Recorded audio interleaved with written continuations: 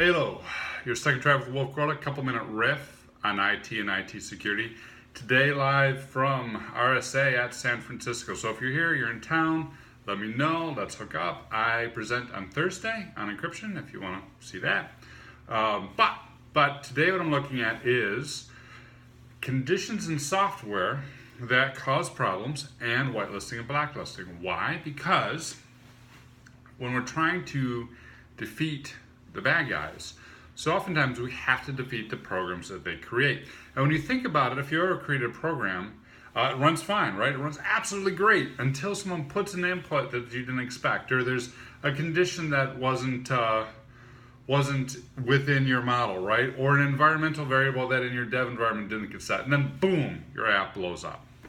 So tip to you, use that exact same mentality to get ahead of the bad guys, ahead of the malware. If you can blow up their malware, if you can create conditions they did not expect, you're going to stop their malware and you're going to be able to detect and respond. A good way to do this is using things like whitelist and blacklist, specifically whitelist and blacklist in areas that they may not expect. For instance, if you haven't seen it, take a look. Windows Server now comes with a File Server Resource Manager, FSRM. And one of the things that this tool does, free tool, comes with Windows, check it out. One of the things it does is allows you to create file screens.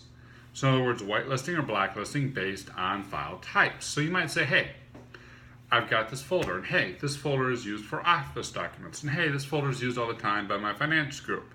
So I've got some ACLs, some access for the finance group. I've got file screens that allow, doc and Excel files, maybe a couple others, and I've got it set up so that only specific computers can talk to them, right? No more permissions. It's that screen, though, that's kind of interesting. If by screening you prevent exceptions, or rather extensions of unknown files, when those extensions get created, it sort of stop, thou shalt not pass. And then the file can't get created, and then you get alerted, as the administrator, that someone is trying to do something they shouldn't. So, for example, think of ransomware. Ransomware opens up a whole bunch of files off a file server, encrypts them, changes the extension, and removes the original file. That's not going to work. If you got file screens, it's going to prevent that file from being created.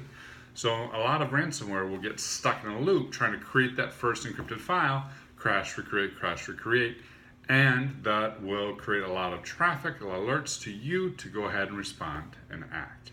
So it gives you some insight on what's going on. It creates a condition that the programmer did not expect, blows up the malware, and allows you to get ahead. Great example of whitelist and blacklist. Not often used, I don't think, in file administration, but it's there. Flip it on, check it out, see what it does for you. Got a good example of how you've been able to defeat some malware with something that they did not expect? Hit me up in comments, on social media, and have a good one.